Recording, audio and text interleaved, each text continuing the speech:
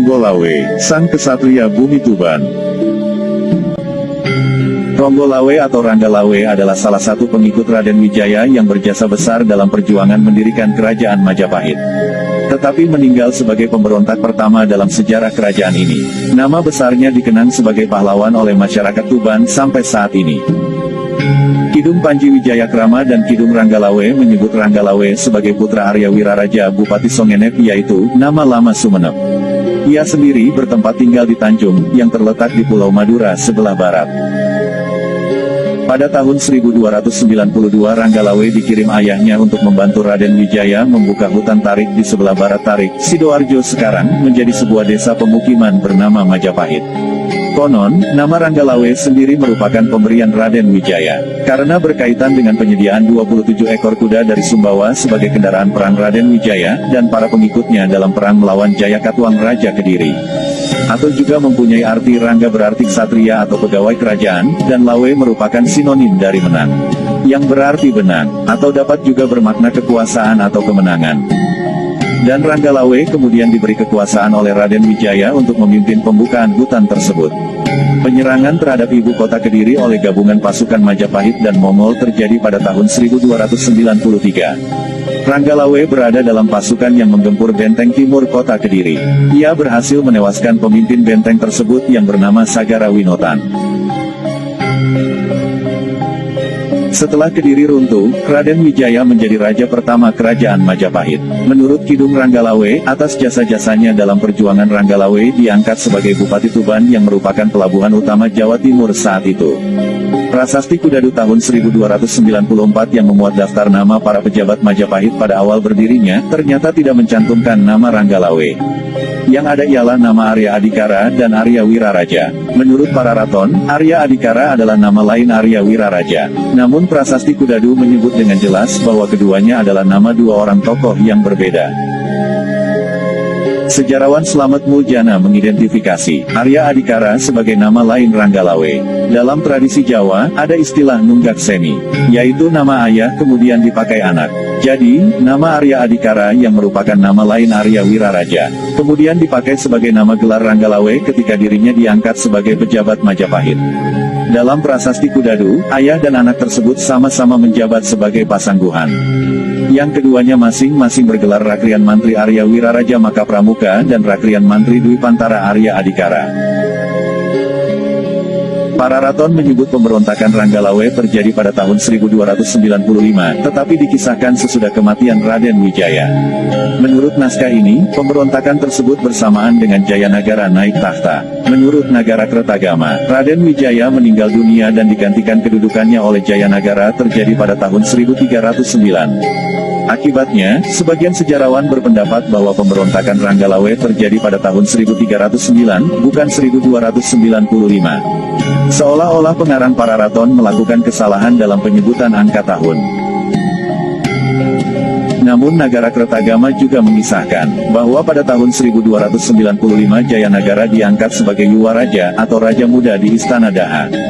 Selain itu Kidung Panji Wijayakrama dan Kidung Ranggalawe dengan jelas menceritakan, bahwa pemberontakan Ranggalawe terjadi pada masa pemerintahan Raden Wijaya, bukan Jayanagara. Fakta lain menunjukkan, nama Arya Wiraraja dan Arya Adikara sama-sama terdapat dalam prasasti Kudadu tahun 1294. Tetapi kemudian keduanya sama-sama tidak terdapat lagi dalam prasasti Sukamreta tahun 1296, sedangkan Arya Wiraraja diduga mengundurkan diri dari pemerintahan setelah kematian anaknya itu. Jadi, kematian Ranggalawe terjadi pada tahun 1295 bertepatan dengan pengangkatan Jayanagara putra Raden Wijaya sebagai Raja Muda.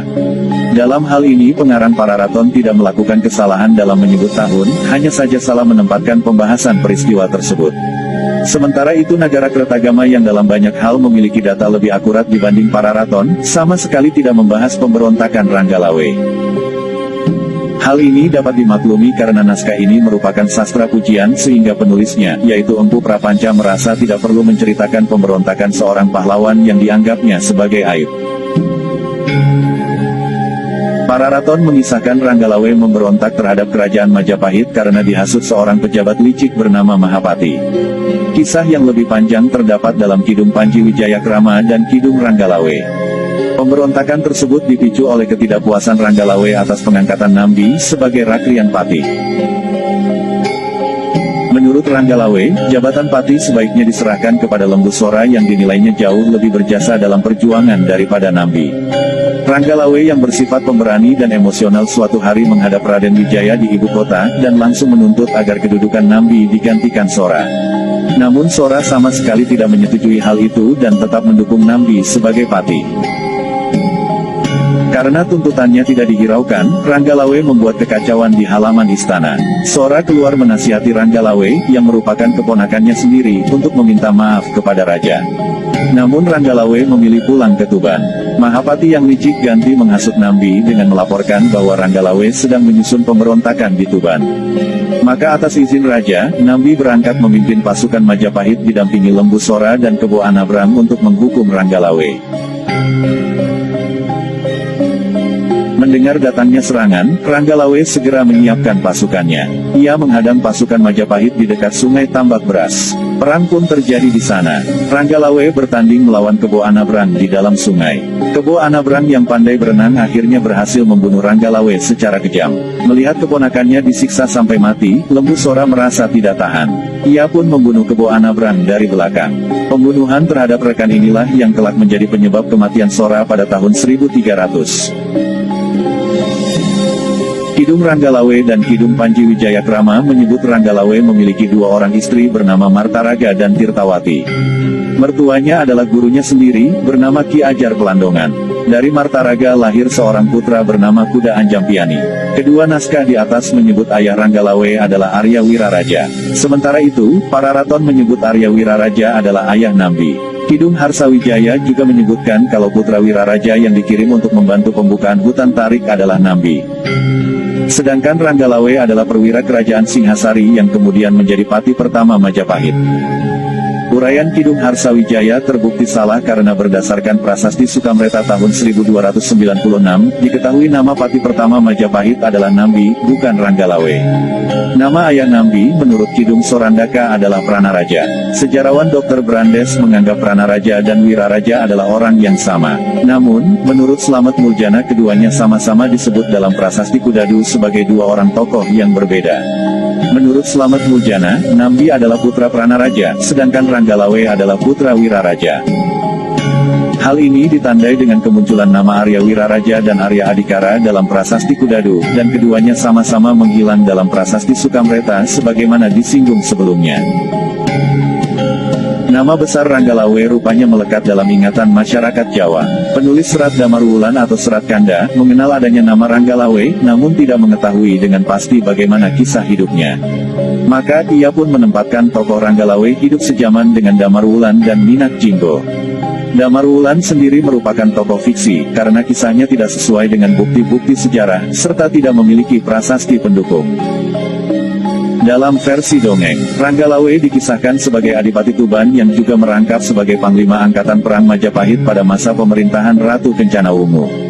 Ketika Majapahit diserang oleh Minak Jinggo Adipati Blambangan, Ranggalawe ditugasi untuk menghadangnya.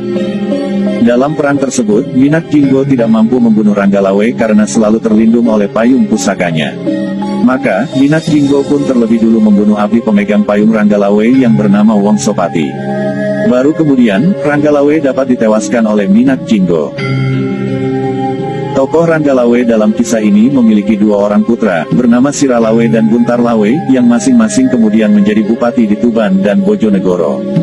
Begitulah sedikit cerita tentang Ranggalawe sang kesatria bumi Tuban, yang sampai saat ini sosok Ranggalawe masih jelas ada dalam ingatan kita. Meskipun kita sendiri tidak mengetahui jelas tentang sebenarnya Ranggalawe, setidaknya kisah ini memberi sedikit penjelasan tentang sosok Ranggalawe.